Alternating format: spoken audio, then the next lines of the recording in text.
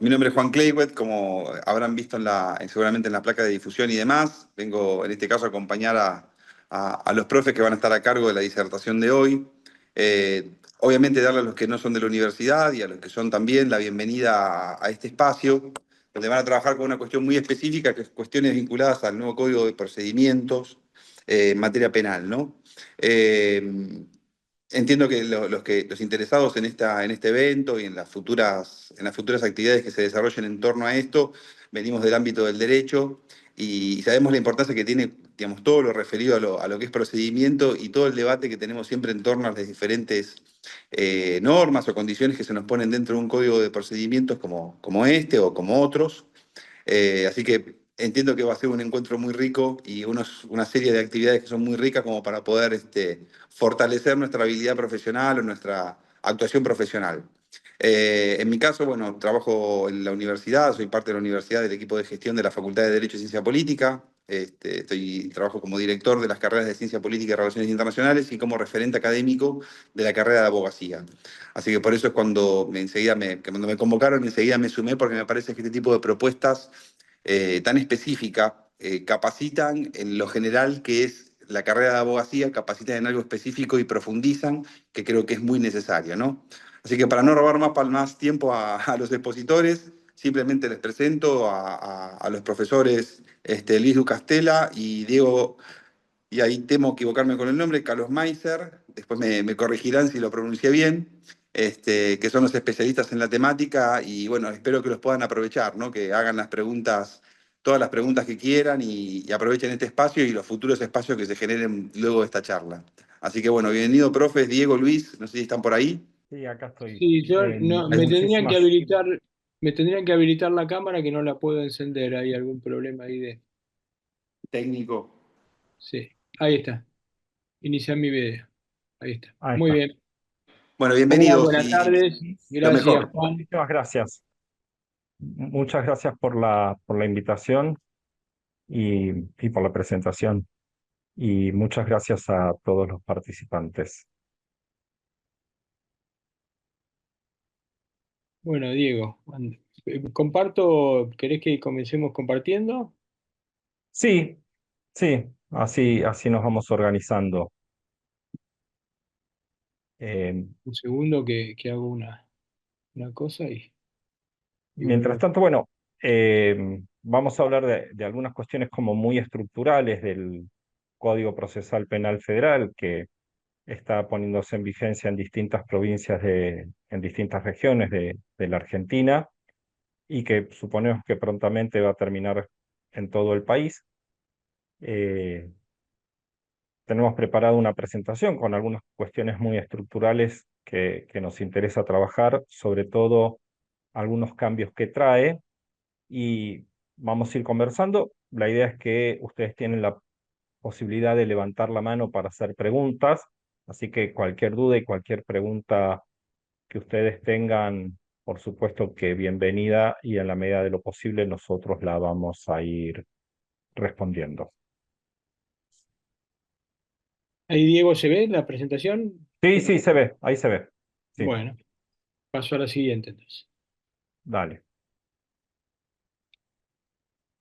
Una de las grandes modificaciones que trae el nuevo Código Procesal Penal Federal es que implementa definitivamente en el sistema federal el modelo acusatorio.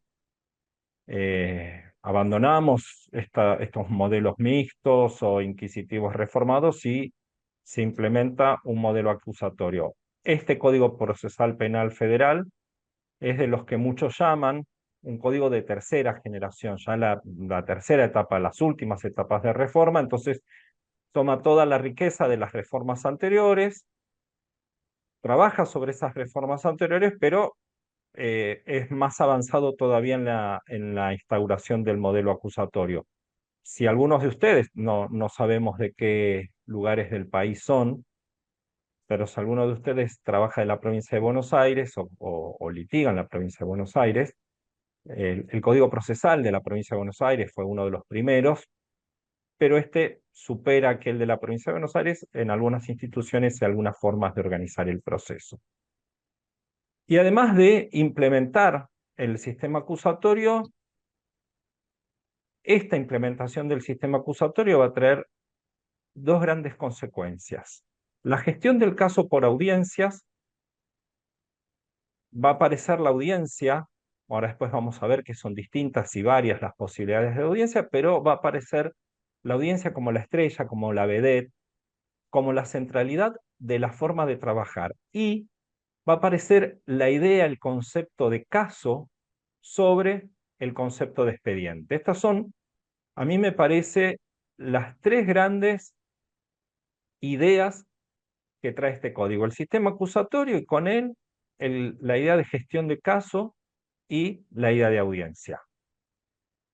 Diego, un comentario sobre Sí, esto, ¿no? claro, Eh, Interpretar un código procesal penal no es simplemente aprendérselo de memoria, como un reglamento del fútbol, ¿no? Yo siempre digo que Diego Maradona no fue el mejor jugador del mundo porque supiera todos los vericuetos e interpretaciones reglamentarias, sino que el código procesal viene a ser el reglamento sobre el cual vamos a actuar, pero en su esencia no se trata de conceptos abstractos, se trata de que no tengan un sentido, ¿no? Eh, la realización de este código requiere una interpretación concreta. Y el único modo de comprender un sistema acusatorio es hacerlo desde las destrezas de litigación. O sea, si exactamente. yo voy solamente a los principios, y planteo el derecho de defensa, ¿no? Por ejemplo, es algo que discutimos mucho los procesalistas y hay libros escritos, tratados escritos sobre el derecho de defensa. Este, no es solamente el conocimiento de cómo, de cuáles serían el contenido concreto y los límites del derecho de defensa, sino que lo tengo que llevar a la práctica en una herramienta que trae el sistema acusatorio. Por ejemplo, una de las más eh, específicas de utilización del derecho de defensa es el contraexamen. El contraexamen garantiza ese principio de contradicción de la Convención Americana de Derechos Humanos. Es decir, examinar, contraexaminar la información que la otra parte introdujo a través de un examen para que el juez tenga información de calidad. Ese es un ejemplo muy concreto. Y, para no extenderme mucho, pero por ejemplo, en el sistema acusatorio comprende que todo proceso judicial tiene la posibilidad de error y en vez de ir a un control posterior, como sería la apelación, por eso están los recursos, porque hay posibilidad de control, o la nulidad, digamos, ¿no? Que tanto se utiliza en materia procesal, tenemos una herramienta que se utiliza durante el desarrollo del juicio, que es la objeción. Es decir, tratar de impedir que información de mala calidad o información tergiversada ingrese al, al conocimiento de quien va a decidir antes de que éste ingrese, en el momento que esté ingresando, sobre todo si es un jurado, ¿no? Y finalmente otra, para poner tres ejemplos de esto que le estoy diciendo, de que es hacerlo a través de destrezas, está la relevancia y pertinencia de la prueba, que vamos a discutir en una audiencia de admisibilidad, que solo se puede evaluar a partir de lo que decía Diego, que es el caso, ¿no? Es decir, en una audiencia, a través de la interpretación de lo que llamamos la teoría del caso de cada una de las partes. Esta prueba es pertinente porque en mi teoría del caso estoy tratando de mostrar tal cosa. Esto es todo. Y digo nomás. ¿Paso de Avanzamos. lámina? Sí, dale. ¿Dónde la paso? Bueno, esta es una imagen conocida. Esto no es nada novedoso ni original, pero cambiamos en el que vemos a las partes en un modelo adversarial. Esto cambia la dinámica, cambia la lógica, cambia la organización del modelo de la justicia federal hasta el momento, con el Código Procesal Penal de la Nación, y aparecen dos partes en igualdad de condiciones. Este es un requisito intrínseco y necesario, una condición de posibilidad de un sistema acusatorio. Las dos partes en igualdad de condiciones, la acusación que va a tener el deber de verificar y la defensa que va a tener la posibilidad de refutar. Y un juez como un tercero imparcial, árbitro, que va a regular la relación entre estas dos partes y que las va a poder limitar o no y que les va a conceder autorizaciones o le va a restringir determinadas autorizaciones, siempre a partir de la petición de las partes. Esto nos lleva a los litigantes a pensar nuestro rol desde otro lado. eh, Desaparece ese concepto muy remanido y muy instalado todavía en alguna parte de nuestra cultura jurídica que los litigantes, los abogados y las abogadas defensores somos auxiliares de la justicia. No somos auxiliares de la justicia, somos partes que estamos en el proceso y un juez como un tercero imparcial. Esto tiene mucha implicancia con una idea de verdad, con un concepto epistemológico y con un concepto filosófico que se puede desarrollar con mucha más profundidad, que no alcanza este espacio que tenemos hoy para discutirlo, pero encuentra sus fundamentos en todo eso, ¿no? Entonces, empezar a pensar cuál es nuestro rol como parte, nuestro rol como litigantes, desde el plano en el que nos pongamos. Y ahí no nos presentamos, este, obviamente obviamente no sé por qué tendría que ser obvio, ¿no? Pero somos abogados y venimos de la litigación, venimos de ejercer roles. En mi caso, yo ejercí por algunos años el rol en la defensa pública como defensor, muy poquitito tiempo ejercí el rol de fiscal, mucho más como el defensor. Entonces, cuando hablamos de la litigación y en el Poder Judicial de la Ciudad de Buenos Aires, que tiene un modelo acusatorio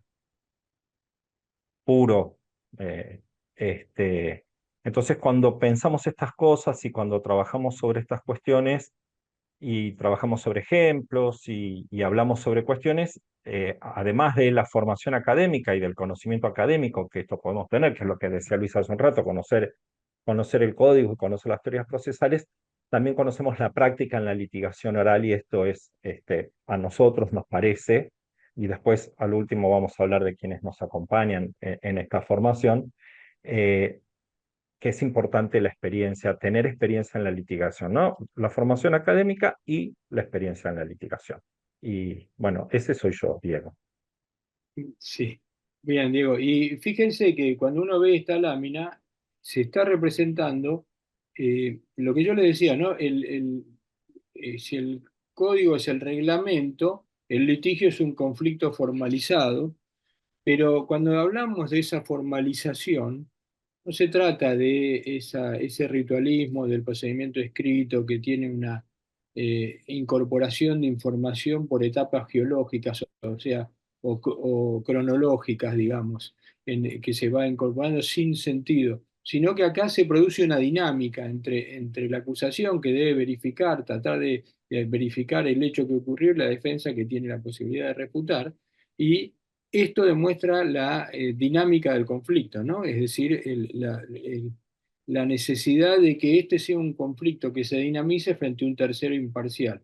Y para mí, desde mi punto de vista, con 46 años de abogado, habiendo ejercido muchos años como fiscal y otros tantos como defensor, es el renacimiento del arte de abogar, el renacimiento del arte de la abogacía, ¿no? De lo que nos llevó a nosotros a estudiar derecho.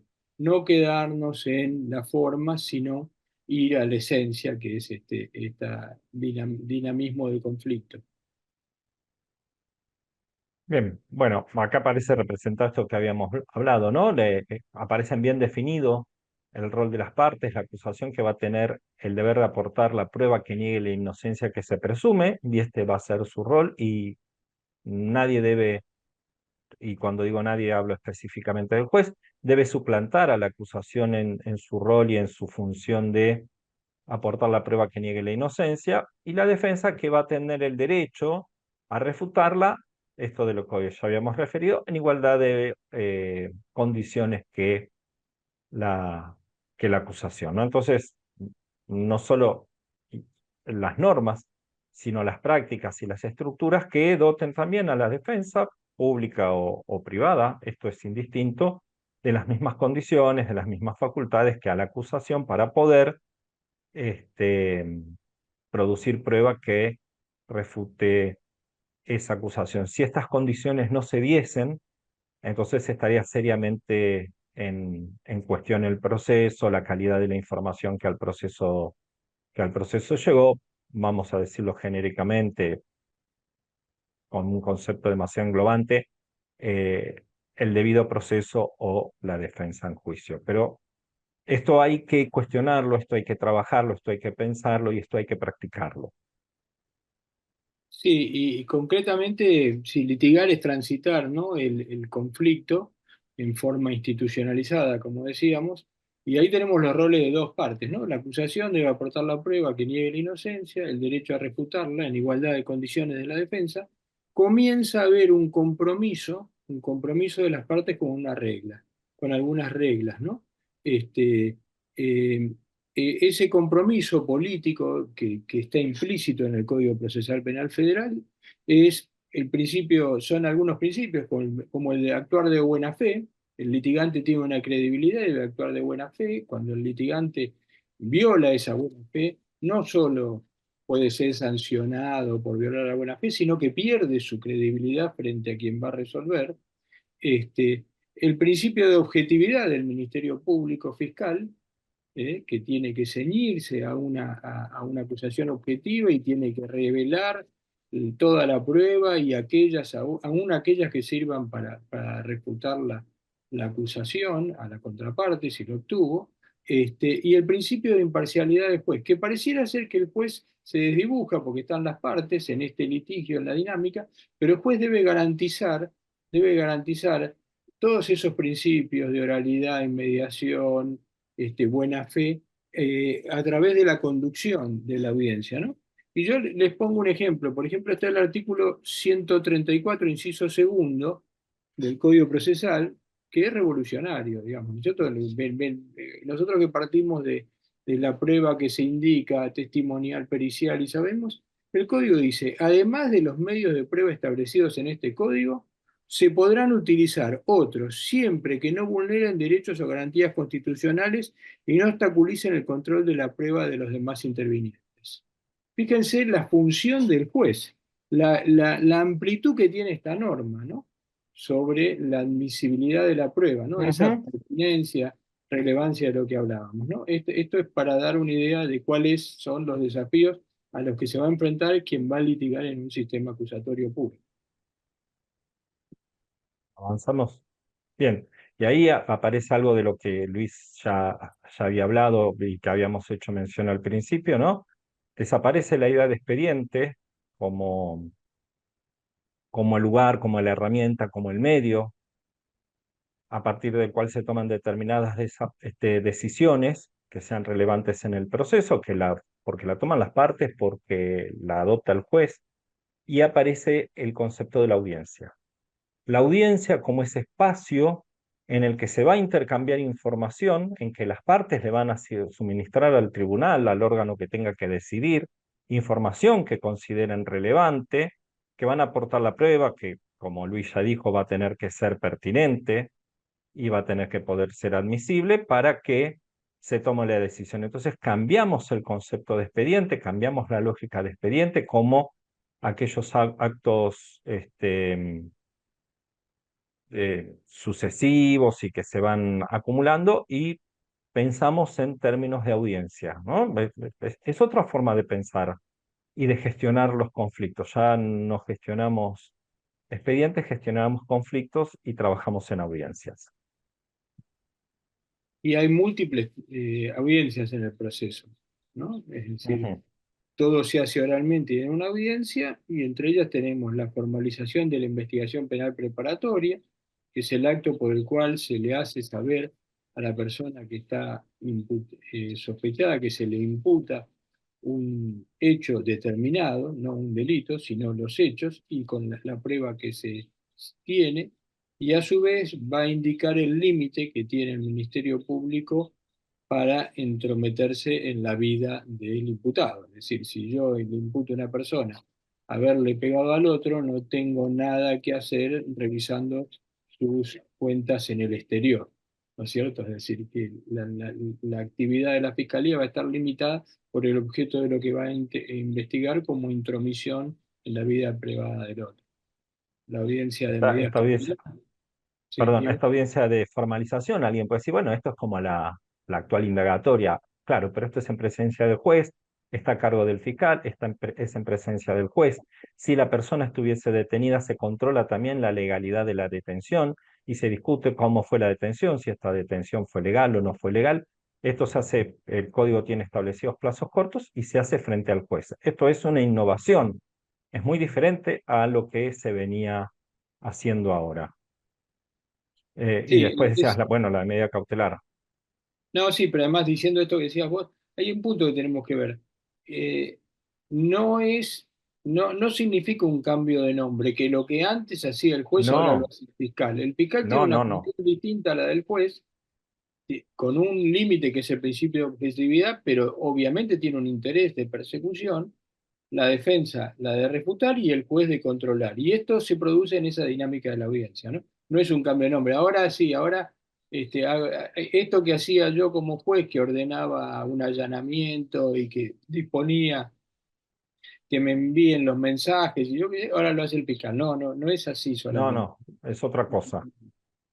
Y sí, digo con No. con las otras audiencias. Ah, sí, perdón. Bueno, después las audiencias de medidas cautelares, ¿no? La prisión preventiva, este, como la más grave y la más importante de las medidas cautelares, se adopta en audiencia, ya no es por escrito, ya no es un intercambio de información por escrito, sino que es una decisión que se adopta en audiencia. Eh, Se pueden adoptar en audiencias, esto no es obligatorio, es facultativo, lamentablemente es facultativo y después podríamos desarrollar por qué nosotros preferimos que las decisiones se adopten en audiencia y no meramente por escrito. Audiencias de medidas de prueba, audiencias para pedidos de allanamiento o audiencias para pedido de alguna medida restrictiva o de alguna otra medida de prueba u otro medio probatorio que requiera la autorización judicial. La audiencia de control de acusación, ¿no? Esa audiencia que cuando el Ministerio Público Fiscal, cuando la acusación decide que tiene listo el caso para llevar a juicio y cuál es la prueba que va a usar en ese caso, es esta audiencia de control de acusación. Y por último, sí, claro, la audiencia de juicio.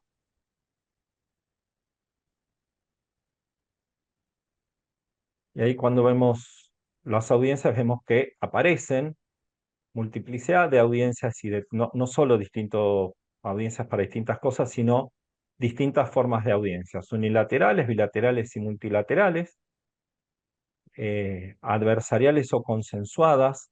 Por Yo ejemplo, puedo una discutir o audiencia no, unilateral es una audiencia ante el juez para pedirle escuchas telefónicas respecto del imputado. Por exactamente. ejemplo. Esto se puede hacer en Bilateral es audiencia, la que estamos muy, viendo y multilateral es cuando participan además otras partes como asesores tutelares o querellante, etc. en la experiencia de audiencias unilaterales, si bien al principio, me voy a tomar un poquitito de tiempo, a veces es engorroso la organización, el tiempo, y decimos, ay, que me lo mande por escrito y lo entiendo mejor. La verdad que a veces cuando la investigación es compleja, cuando las medidas de prueba son complejas, cuando son muchas, cuando es una investigación grande, una audiencia unilateral de pedido de prueba es una audiencia muy útil en el que se puede recabar muchísima información, se puede brindar información con muchísima más claridad, se puede recurrir a soportes gráficos, a videos, a audios, que le va a aportar muchísima riqueza a la audiencia y entonces va a lograr que el órgano que tenga que decidir, que el tribunal tome una decisión con muchísima mejor calidad. En mi experiencia, y ahí era secretario del tribunal, participé en una audiencia en que Luis, como fiscal, en una audiencia unilateral, pidió una infinidad de medidas de prueba en una causa que era muy compleja de entender porque había un gran entramado de comunicaciones y en media hora con un PowerPoint muy bien armado, lo explicó con mucha claridad. Y entonces no quedó dudas que esa audiencia, que las medidas de prueba que él solicitaba eran absolutamente necesarias, admisibles, relevante, entendimos el caso y todo, que creo que por escrito nos hubiese llevado muchísimo, muchísimo tiempo entenderlo. ¿Sí? Sí, sí, no solo el tiempo, porque yo siempre tengo Sí, una discusión sobre el tiempo de duración de los procesos, y el tiempo de duración de los procesos es el tiempo de duración de todo el proceso, del principio hasta que se llega a la conclusión. Y no es el tiempo que el juez pierde sentado en una audiencia o el fiscal en viajar hasta la audiencia. Eso no es el tiempo que se debe computar como garantía del derecho procesal. En el caso de la audiencia, la posibilidad, la versatilidad que tiene la audiencia para incorporar información es mucho mayor que la del escrito, porque hay una dinámica, como digo siempre, o sea, si estoy hablando del conflicto, la dinámica del conflicto, hay una dinámica por ejemplo, en la unilateral, entre el fiscal que pide medidas de prueba y o medidas de intromisión en el imputado, y el juez que le dice, bueno, pero acá tal qué pasa, y se puede ir explicando y pasando de manera mucho más precisa la información, ¿no es cierto? Y por supuesto, en las bilaterales y multilaterales, la facultad de refutar, de contradicción, ¿no? Eso es una ventaja que los escritos termina perdiéndose, ¿no? Porque no se produce sí. en forma de inmediación ante el juez. Y Pasamos. por último, alguna idea que trae el código, ¿no? Audiencias multipropósitos, se convoca la audiencia para tratar una cosa, pero se pueden tratar otras cosas distintas y economizar tiempos y economizar energía y discutir varias cosas en una misma audiencia. Esto es mucho más dinámico.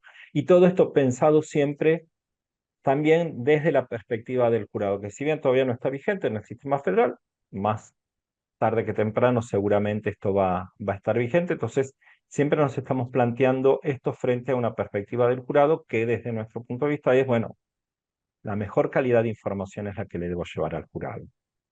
Claro, y fíjense que este tema del multipropósito no es nada menos que llevar a la práctica esos principios que mencionaba antes, que es el de concentración. Es decir, Exactamente, de hacerlo en una sola exactamente. audiencia todo. Y bueno, en la audiencia es donde vamos a ver claramente reflejado, manifestado, garantizado y en toda su potencia el principio de contradicción, las dos partes que presentan su teoría, en el que vamos a tener que hablar nada más que de tres cosas: de hechos, de derecho y de prueba. Nada más que de eso vamos a tener que hablar en la audiencia.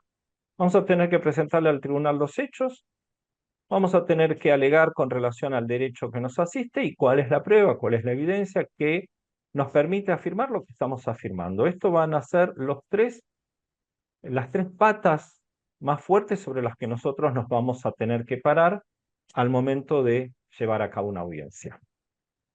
Y, y cuando hablamos de derecho no estamos hablando de doctrina, ¿eh? Estamos hablando de las normas de Norma derecho que jurídica. se autoriza a hacer esa tarea, no ir a hacer una declamación de principio que solo satisface nuestro narcisismo, ¿no? Es decir, ¿cómo sabemos derecho nosotros? Esto es hacerle perder tiempo al juez, a las partes. Todos conocemos la Constitución, por eso tenemos la matrícula por poder actuar como abogado, o hemos sido asignados como fiscales o defensores o como jueces. Es decir, esto es algo por sabido, ¿no es cierto? Estamos hablando de solamente la invocación del derecho en que fundo mi pedido, los hechos y la prueba en que puedo afirmar que estos hechos ocurrieron. Exactamente. Y ahí en esa audiencia, el principio de contradicción, aparecen por lo menos, en algún punto por lo menos, dos teorías contrapuestas, que va a ser la de la acusación y la de la defensa. Si no hay posibilidad de contradecir nada de lo que la acusación está sosteniendo, la audiencia va a tener algún otro dinamismo. Ese principio de contradicción estuvo respetado porque hubo posibilidades pero la audiencia va a tener otro dinamismo. Pero en algún punto va a haber algo que el tribunal tenga que resolver, por lo cual las partes no estamos de acuerdo.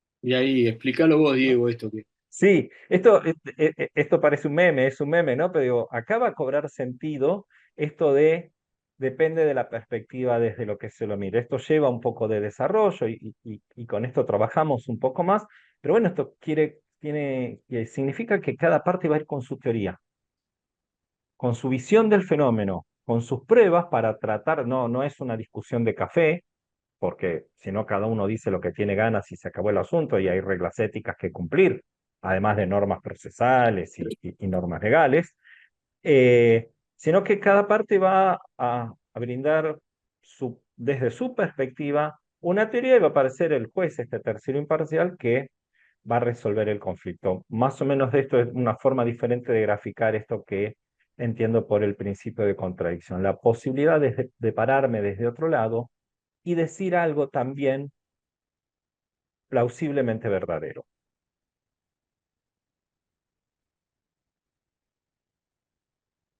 Y Y bueno, aquí y para eso, aparece el centro, ¿no? El centro claro, del sistema acusatorio, que es la teoría del caso. Es decir, yo he escuchado muchas veces que me dicen, no, que esto de la teoría del caso es un cuento, soy abogado, tengo mucha experiencia y me doy cuenta por dónde van las cosas, así que cómo esto de que hay una teoría del caso y que hay dos verdades, ¿cómo es esta la teoría? Resulta que sí, efectivamente, toda persona que litiga, aún en el procedimiento escriturario, en el procedimiento civil, tiene su teoría del caso. Aunque no lo admita, tiene su teoría del caso. El problema está en que si uno no conoce a fondo su teoría del caso, no la desarrolla en su totalidad, desde el punto de vista fáctico, estableciendo claramente cuáles son los hechos que como fiscal voy a imputarle a la persona, que me van a marcar el límite de mi acusación por un principio de congruencia. Si yo no tengo esa posibilidad de establecer una base fáctica concreta, no sé qué voy a hacer con la prueba, cuál es la prueba que voy a utilizar. Es decir, si yo no sé qué proposición fáctica tengo, no sé qué prueba voy a utilizar para probar esa proposición fáctica. Voy a tratar de probar en general que existe el día, que existe la vida, no voy a poder ir a lo específico y voy a perder capacidad de desarrollar correctamente mi teoría. Y sobre todo, después de establecer que tengo un hecho y lo puedo probar, establecer si ese hecho es jurídicamente relevante, sobre todo para el derecho penal. Pues si no lo es, no tengo teoría del caso. Entonces, este es el desarrollo necesario que se debe hacer en un sistema acusatorio. bien, avanza, sí. Bien, y para poder desarrollar y presentar esta teoría del caso en una audiencia y para litigar en un entorno de audiencias y para manejar y construir una teoría del caso sólida fundada entre estas tres patas, los hechos, la prueba y el derecho, vamos a tener que aprender habilidades y aprender técnicas, ¿sí? No vamos a aprender derecho, la diplomatura que nosotros proponemos no va a tener que ver con la discusión jurídica, sino con aprender determinadas habilidades y determinadas técnicas. Y para esto vamos a necesitar muchísima práctica. Es eminentemente práctico. Esto, como decía Luis hace un rato, no se trata de conocer el reglamento del fútbol, sino se trata de saber patear bien la pelota dentro de los límites que el reglamento del fútbol nos permite. No la puedo patear en cualquier lugar, no la puedo patear o no la puedo tocar solo con los pies y en determinadas condiciones, pero esto se trata de aprender a patear y no de cuáles son las reglas para poder patear. Esto es la propuesta, mucha práctica, ¿sí? Para adquirir esas habilidades y poder manejar las técnicas. Sí, sobre todo aprender a controlar la prueba, es decir, si yo quiero hablar del principio de contradicción, tengo que aprender a controlar la prueba. No puedo decir, Exactamente. bueno, esta es la prueba de él, esta es mi prueba. Usted, señor juez, decida cuál es. Supóngase Oh, una situación, dos pericias con una conclusión exactamente inversa. ¿Qué decide el juez tirando la moneda, eligiendo cuál de las dos? Es decir, yo tengo que aprender a controlar y refutar la prueba del contrario, además de llevar mi prueba en todo caso. Voy a tener que aprender también una habilidad que a veces suena feo, pero que es necesaria, es importante, es buena y no es contraria a la norma, que es poder persuadir, informar de manera tal que el otro entienda y persuada que la teoría que le estoy diciendo es la teoría correcta. Pero esto no es chamullo. Por eso habíamos hablado de no solo los hechos, sino la prueba y el derecho. Con estos tres elementos tengo que poder persuadir al tribunal de que la teoría, de que el caso que le estoy planteando es el caso correcto.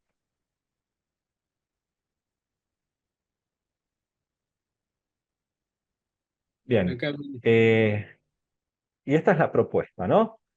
Eh, Discutir en una parte de la diplomatura y desarrollar los modelos procesales, sobre todo el modelo acusatorio, cuáles son sus principales características, cuáles son sus fundamentos constitucionales, sus fundamentos epistemológicos, sus fundamentos filosóficos, para poder entender por qué.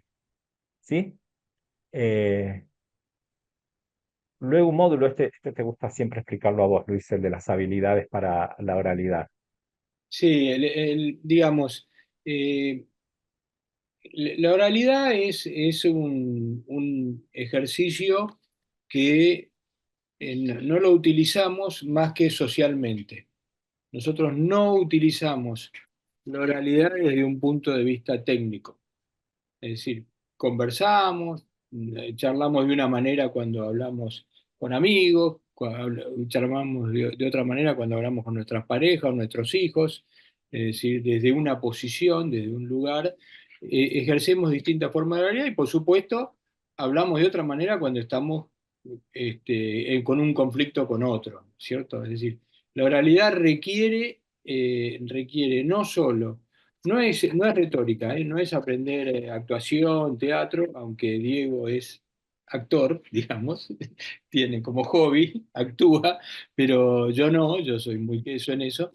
No se trata de eso, se trata de aprender, de adquirir algunas habilidades blandas, no las habilidades rígidas que tenemos, sino habilidades blandas de la oralidad. Es decir, comprender no solo qué queremos decir nosotros, cómo decirlo, sino comprender que el otro es un receptor al que le debemos llegar. Y existen distintas clases de receptores y nosotros no tenemos que hacer cargo de que nuestro mensaje tiene un emisor y un receptor y que hay una forma de hacer llegar nuestro mensaje más adecuada.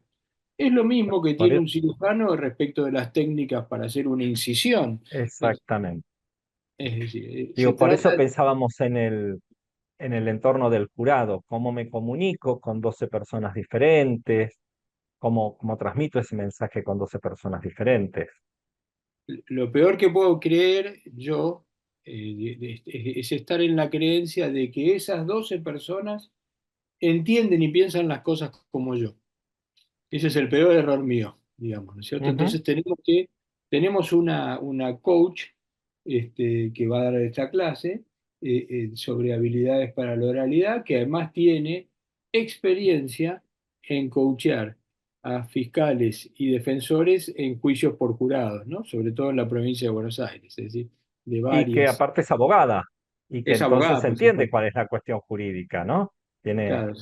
tiene estas dos posibilidades y cómo manejar nuestras emociones cuando nos comunicamos al otro, cómo gestiono mis emociones frente a esto, cuando el tribunal me dice que no, cuando no me hacen lugar a una objeción, cuando no me hacen lugar a una pregunta, cómo manejo y cómo gestiono esto, ¿sí? Cuando aburro al tribunal, o sea, aún a un tribunal Exactamente. profesional y me doy cuenta que están papando mosca porque yo me puse a hacer algo muy largo y los estoy aburriendo, entonces, ¿cómo mantener la atención? Es decir, cómo hacer todo mi desarrollo de manera de mantener la atención de quien me está escuchando, ¿no? Esto lo vamos a trabajar. Además, a mí me divierten mucho estas clases. Yo las Sí, sí, sí, sí, sí, sí. participo como un alumno más y en los ejercicios me divierten un montón. Este, bueno, y después entramos ya directamente con las técnicas de litigación. Yo voy a hacer las dos primeras cosas, hablarles de hechos e inferencia y teoría del caso. Esto es una cosa que a mí me enloquece, Eh, pero lo cierto es que hay cosas que son hechos, que los podemos acreditar, ese día llovía o no llovía, y hay otras que son inferencias. Y hay inferencias que son lógicas, que dependen, bueno, esto tiene que ver con la sana crítica racional, ¿no? Que se utiliza en el derecho, que yo puedo decir, siempre pongo el mismo ejemplo, si llueve, el techo de mi casa está mojado.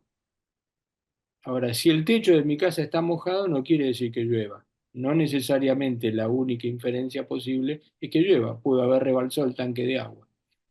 Es decir, entonces, en toda la historia que nosotros desarrollamos, sabemos que hay cosas que las podemos probar y otras cosas que va a haber que inferirlas. Lo que hay que aprender es cuál es la inferencia lógica de cuál es la fuente de esa de validez de esa inferencia, si en la ciencia, la física, la costumbre, la cultura, es decir, cómo lo podemos determinar. Y vamos a trabajar mucho en distinguir el hecho de la inferencia, porque muchas veces confundimos las inferencias con los hechos y después lo pagamos caro en el veredicto. Y después esto, el desarrollo de la teoría del caso, ¿no? Esta discusión sobre la existencia de dos teorías o más posibles sobre un mismo caso, o quizás, yendo un poquito más finamente, que un solo punto de la teoría del caso de la contraria no sea cierto o no se haya podido probar y modifique la conclusión sobre la relevancia jurídica de ese hecho, ¿no? Ujú. Bien. Después trabajamos la etapa intermedia, ¿no? La etapa previa al juicio, la audiencia de formalización, la audiencia de medidas cautelares, cómo litigar oralmente una audiencia de medida cautelar, cuál es la información relevante que debe recibir el tribunal, cómo lo organizo, cómo la selecciono, si se produce o no se produce prueba, cómo se debería valorar esa prueba. Hay toda una forma de litigar estas audiencias de etapa intermedia y audiencias de medidas cautelares y la audiencia dentro de esa audiencia de etapa intermedia, también la audiencia de control de prueba. ¿Cómo discuto pertinencia y pertinencia y admisibilidad? Si la prueba puede ser pertinente, puede ser relevante, pero a lo mejor no es admisible, y cómo lo planteo eso en una audiencia y siempre con relación a una teoría del caso, ¿no? Y ahí practicamos y simulamos esas audiencias, la audiencia de medida cautelar, la audiencia de control de prueba, de control de acusación, de pertinencia y de relevancia, de admisibilidad, y todo eso lo vamos trabajando en simulaciones en las cuales tomamos las herramientas que llevamos del segundo módulo, que es la de habilidades para la oralidad. ¿Sí? Y después Y continuamos después con audiencia de ya ahí medidas nos metemos en el cautelares. juicio. Y después ahí nos metemos en el juicio, en Ah, el nos metemos en alegato, el ¿no? juicio. Exactamente, vamos con el examen directo de testigos, cómo se desarrolla, las técnicas de examen, qué preguntas, qué tipo de preguntas puedo hacer, qué tipo de preguntas están prohibidas en el examen directo, porque el código tiene normas específicas sobre qué preguntas no se pueden hacer en el directo. Y luego viene algo que Diego hace maravillosamente, que es el contraexamen y el uso de declaraciones previas para refutar la declaración que se escuchó en el directo. Es de lo más divertido, todo es muy divertido, ¿no? Pero el contraexamen es muy contraintuitivo, da trabajo, es divertido, realmente es una técnica, lo que Luis decía antes, acá es donde se pone de manifiesto el principio de contradicción, que es la posibilidad que yo tengo de repreguntar, de examinar al testigo de la parte contraria, pero esto no se puede hacer de cualquier manera, porque, como decía mi abuela, lo que no te mata te fortalece.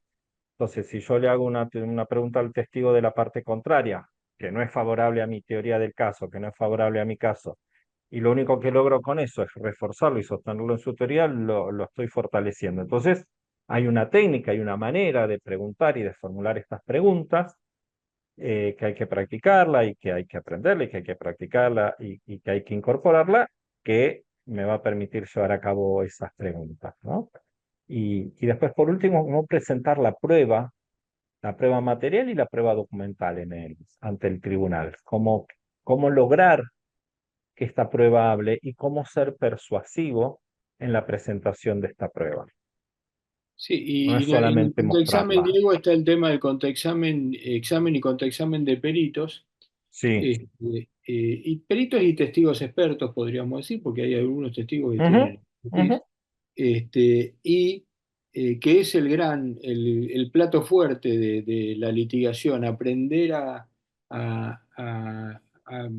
permitir que el perito se explaye y explique qué hizo, digamos, y qué conclusiones sacó y cómo llegó a ellas, y cómo contraexaminar a ese perito, que es un testigo que tiene conocimiento, por supuesto, porque por algo es perito, pero además tiene experiencia. Es decir, no es el testigo que vio un hecho y que llegó al juicio todo asustado, sino que es una persona con mucha experiencia, que no está asustado por estar en el juicio, que tiene presencia y que por sobre todas las cosas va a defender su conclusión, ¿no? Es decir, Exactamente. tiene su propia teoría y si nosotros consideramos que está errado, tenemos que hacer un contraexamen muy fuerte y bien preparado. Y sobre eso también trabajamos expresamente. Que, Este, por ejemplo, si lo presentáramos frente a un jurado, y sobre esto hay estudios, los jurados están muy dispuestos a creer y a confiar en la palabra de quienes se presentan como peritos, ¿no? Entonces, esto lo vamos a tener que discutir en la audiencia preliminar, si realmente esta persona es una persona calificada, si es necesario que declare, y después el valor que a esto se le da, entonces, trabajar con mucho cuidado sobre esto. sí. Bueno, y después llegamos al alegato final, que digamos que es, diría, casi la única oportunidad en todo el juicio que vamos a hablar del derecho. Ujú. Durante todas las demás instancias que le refería antes, no se habla del derecho, se habla de los hechos y de la prueba.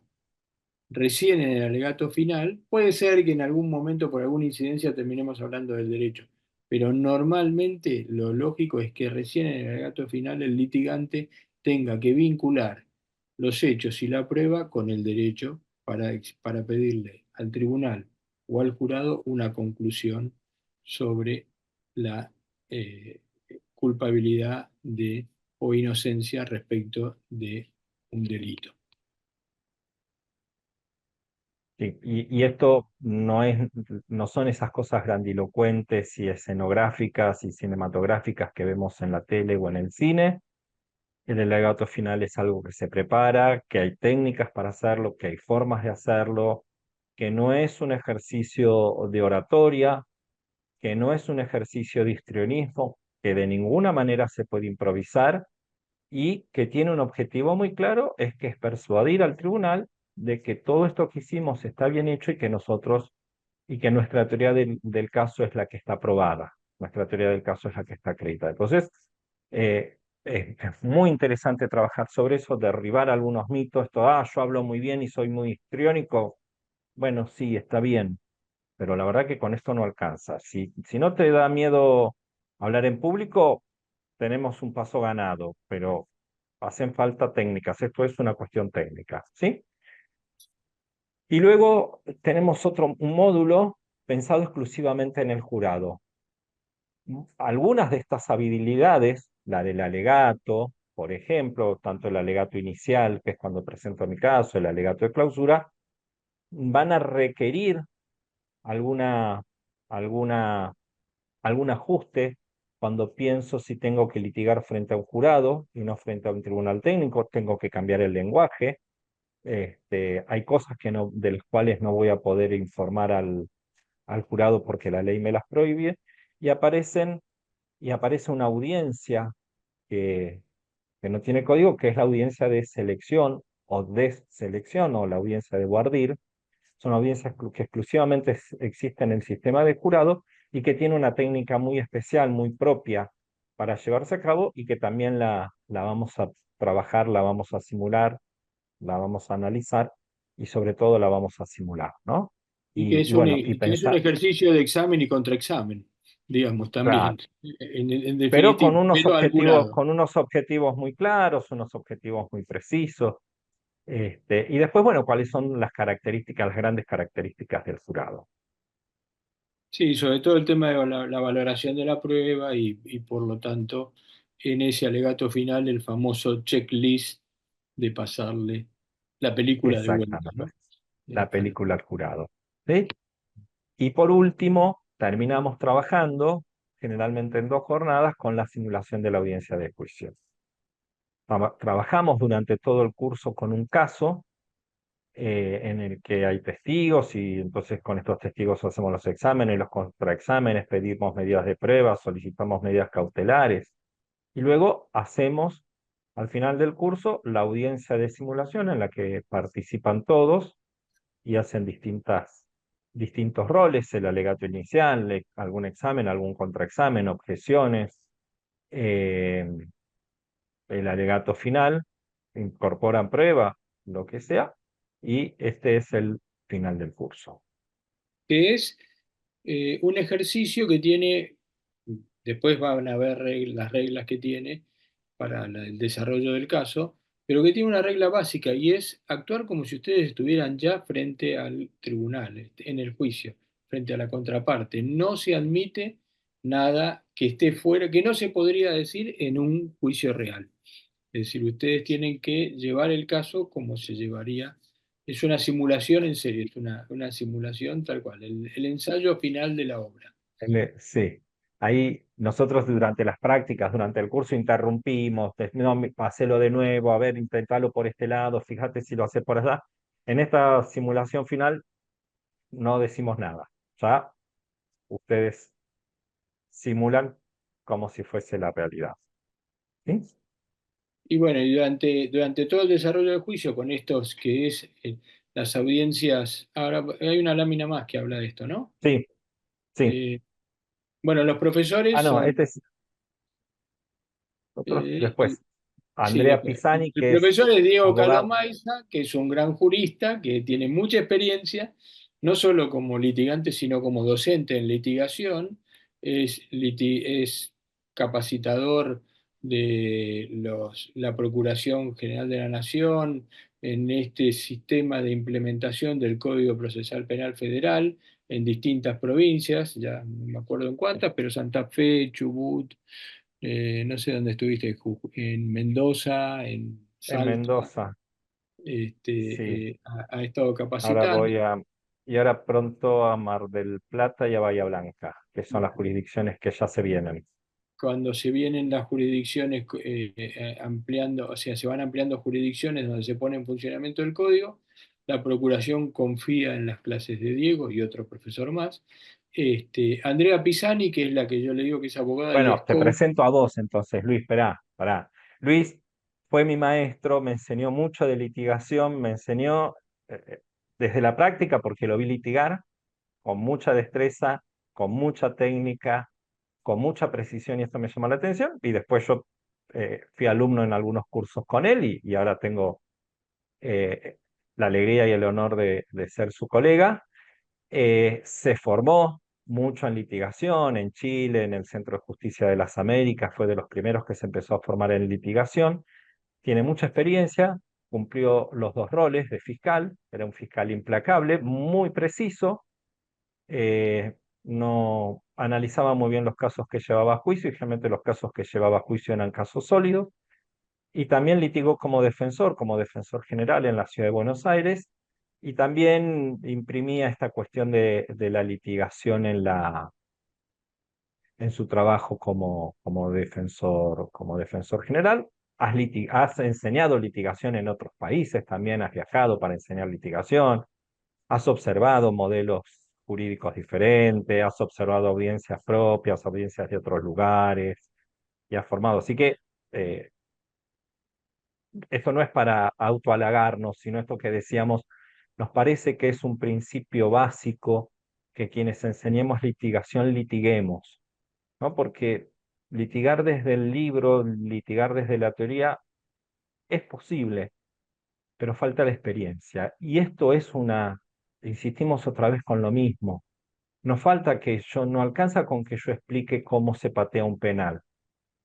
Yo puedo tener la teoría, pero tengo los pies redondos, no sé patear penales, ¿sí? Pero sí sabemos litigar. Entonces, por eso estamos diciendo cuál es la experiencia, porque tenemos esta experiencia previa. Somos litigantes. Antes que otras cosas, en esto somos litigantes. ¿Sí? Esta es la experiencia que tomamos. Y lo mismo pasa con quienes nos acompañan, ¿no? Sí. Andrea es especialista en esto de las habilidades para la realidad y les decía que es coach y ha coacheado en importantes juicios, entre ellos el caso Farro, era ese famoso. Farré, Farré. Farré, Farré. Farré. Este, Martín Perel, que es fiscal de larga trayectoria, además estuvo de secretario en el Tribunal Superior de la ciudad, pero fiscal hace varios años, y tiene un doctorado en valoración probatoria de la Universidad de Girona, y es muy importante el aporte sobre la prueba que él nos trae en este proceso.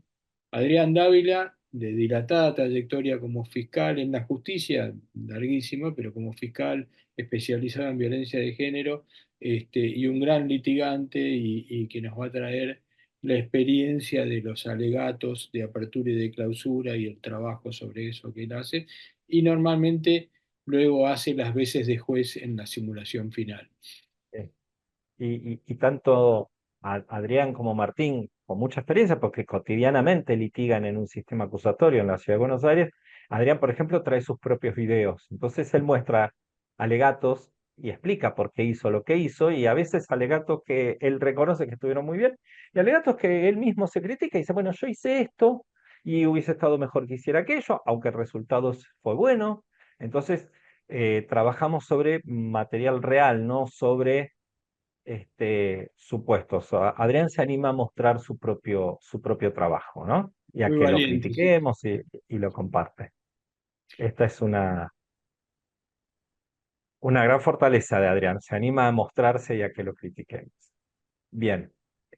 ¿Cuál Y es la modalidad de esta diplomatura?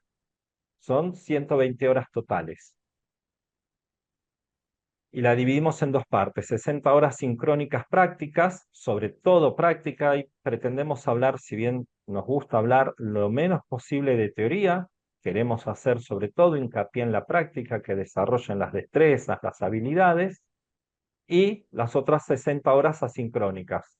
Hay videos que tenemos preparados, clases que están grabadas para explicar cómo se desarrolla la técnica, cómo se desarrolla la habilidad. Hay material de lectura y para que ustedes preparen los ejercicios que después simulamos en las clases, ¿sí? Los jueves de 18 a 21. no, me Y parece, está sí, 18 mentira, perdón, sí, sí, estábamos Sí, con eso. sí, ¿no? O lo pasamos de Sí. 17 a 20, creo que está puesto este año. Ah, me confundí entonces. Sabés que revisé la fecha de inicio y todo y no, y lo di por hecho que era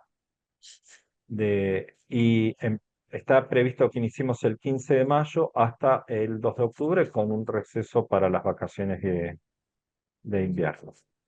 Sí, eso, el horario lo confirmamos luego, pero me parece que habíamos arreglado con la universidad de 17 a 20. Ah, bueno.